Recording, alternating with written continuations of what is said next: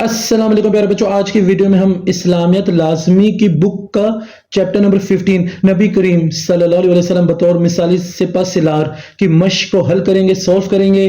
اگر میرا چینل آپ نے ابھی تک سبسکرائب نہیں کیا تو جلدی سے میرے چینل کو سبسکرائب کر لیں، ویڈیو کو لائک کر لیں۔ تو بغیر ٹائم ویسٹ کیے ویڈیو کو میں سٹارٹ کرتا ہوں۔ مشق کی طرف چلتے ہیں تو مشق کا پہلا سوال درست جواب کا انتخاب کریں۔ پہلے MCQ سے آپ صلی اللہ علیہ وسلم کا سب سے اہم جنگی اصول کیا تھا؟ اس کا جواب ہے پیارے بچوں مشاورات۔ دوسرا MCQ سے حدیبیہ کے موقع پر صلح کے بعد حضرت ام سلمہ رضی اللہ عنہا کی کس رائے پر عمل کیا گیا؟ اس کا جواب ہے پیارے بچوں سر منڈوانے کی۔ تیسرا MCQ سے قرآن مجید میں جنگ کے حوالے سے کیا اصول بیان کیا گیا ہے؟ تو پیارے بچوں اس کا جواب ہے حد سے تجاوز نہ کرو۔ چوتھا MCQ سے حدیبیہ کے موقع پر آپ صلی اللہ علیہ وسلم نے کس کی خاطر صلح کی؟ اس کا جواب ہے پیارے بچوں امن و امان کی خاطر۔ پانچواں اور آخری MCQ سے آپ صلی اللہ علیہ وسلم نے اہل مکہ کے ساتھ کتنے سال تک جنگ بندی اور صلح کا معاہدہ کیا؟ اس کا جواب ہے پیارے بچوں 10 سال۔ اگلا سوال ہے پیارے بچوں آپ کو، جیسے کہ آپ دیکھ سکتے ہیں درج ذیل سوالات کے مختصر جواب دیں۔ پہلا شارٹ سوال ہے مسلمانوں کی بنیادی جنگی اصول کے بارے میں ایک آیت کریمہ لکھیں۔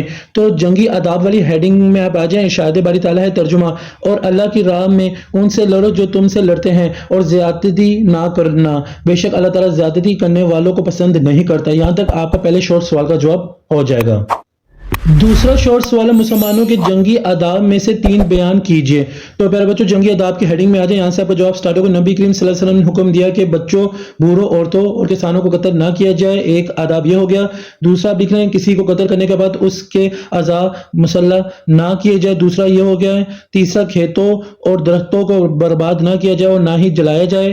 پھر اس کے بعد آپ لکھیں قاصدوں کو قتل نہ کیا جائے، یہ بھی آپ لکھ سکتے ہیں۔ دشمن کے مال اور جائیداد کی لوٹ مار نہ کی جائے اور عبادت گاہوں اور ان کے مقدس مقامات کو منہدم نہ کیا جائے۔ تو دیکھا جائے تو پیارے بچوں یہاں کافی جنگی آداب بیان کیے گئے ہیں، آپ یہاں سے کوئی سے بھی 3 لکھ سکتے ہیں۔ تیسرا شارٹ سوال ہے آپ صلی اللہ علیہ وسلم کی جنگ سے پہلے مشاورات کی ایک مثال تحریر کریں۔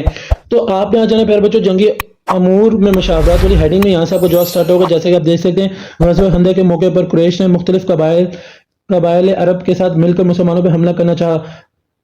جب آپ صلی اللہ علیہ وسلم کو اس سازش کا علم ہوا تو آپ صلی اللہ علیہ وسلم نے اپنے اصحاب رضی اللہ عنہم سے مشورہ کیا اور حضرت سلمان فارسی رضی اللہ عنہ کے مشورے کو پسند فرما کر خندق کھودنے کا فیصلہ فرمایا۔ یہاں تک آپ کا تیسرے شارٹ سوال کا جواب ہو جائے گا۔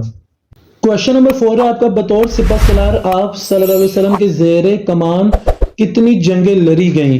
تو پیارے بچوں آپ کو اس کا جواب مل جائے گا، ہیڈنگ ہوگی امن و سلامتی کا قیام والی ہیڈنگ میں، یہاں سے آپ کو جواب سٹارٹ ہوگا۔ بطور سپہ سالار آپ صلی اللہ علیہ وسلم کے زیر کمان 74 کے قریب جنگیں لڑی گئیں۔ یہاں تک آپ کا کوشچن نمبر 4 کا آنسر ہو جائے گا۔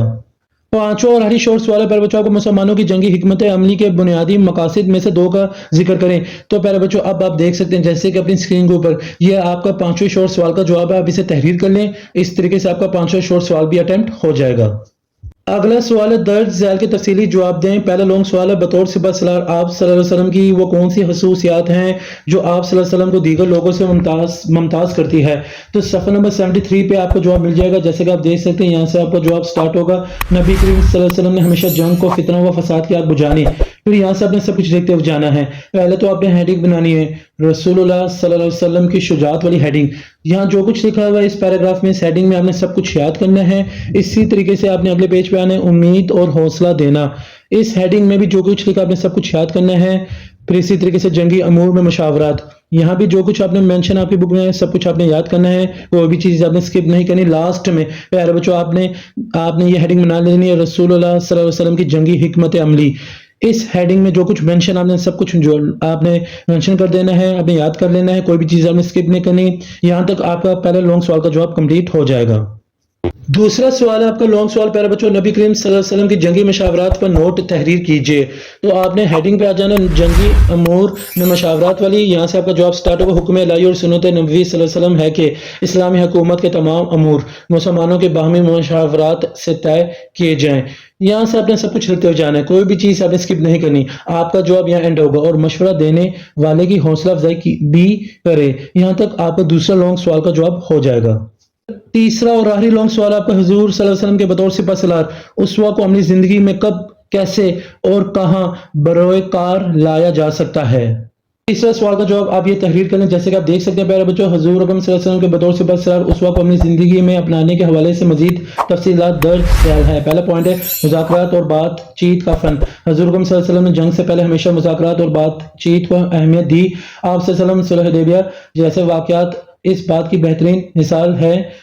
اس سے ہمیں سیکھنا چاہیے کہ مشکل حالات سے جنگ یا سختی کے بجائے بات چیت سے مسائل کا حل تلاش کیا جائے۔ عملی زندگی میں ہمیں تنازعات کو پرامن مذاکرات کے ذریعے حل کرنے کی کوشش کرنی چاہیے۔ دوسرا پوائنٹ ہے دشمن کے ساتھ بھی اخلاق کا مظاہرہ۔ تو آپ دیکھ سکتے ہیں آپ صلی اللہ علیہ وسلم نے جنگ میں بھی دشمنوں کے ساتھ عزت اور اخلاق کا برتاؤ کیا۔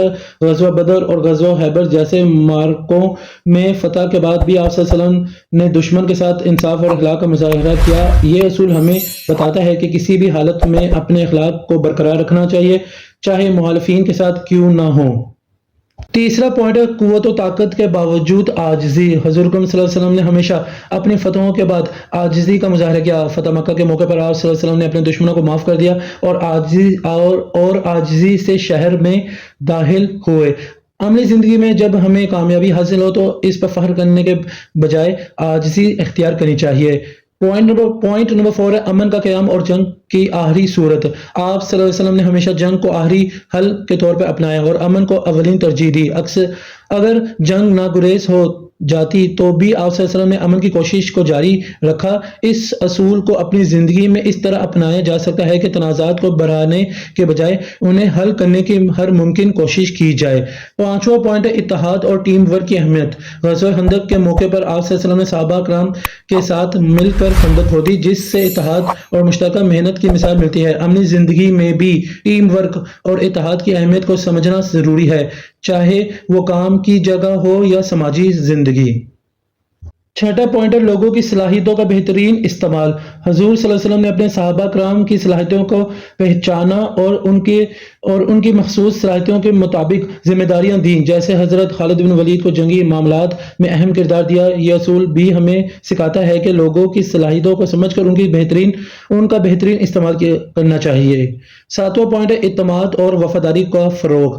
حضور صلی اللہ علیہ وسلم کی قیادت میں صحابہ کرام کا آپ صلی اللہ علیہ وسلم پر مکمل اعتماد اور وفاداری تھی، جس کی وجہ سے انہوں نے ہر مشکل مرحلے میں آپ صلی اللہ علیہ وسلم کا ساتھ دیا اور عملی زندگی میں اعتماد اور وفاداری کے بغیر کسی بھی ٹیم یا ادارے میں کامیابی ممکن نہیں، لہٰذا ہمیں اپنے ساتھیوں کا اعتماد جیتنے کی کوشش کرنی چاہیے۔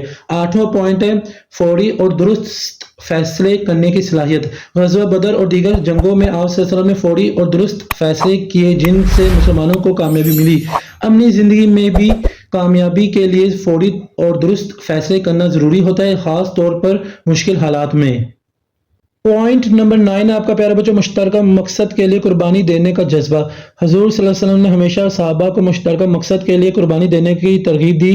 ہمیں بھی زندگی میں اپنی ذاتی مفادات کے بجائے بڑے مقصد کی خاطر قربانی دینے کی صلاحیت پیدا کرنی چاہیے، تاکہ معاشرتی یا تنظیمی اہداف حاصل کیے جا سکیں۔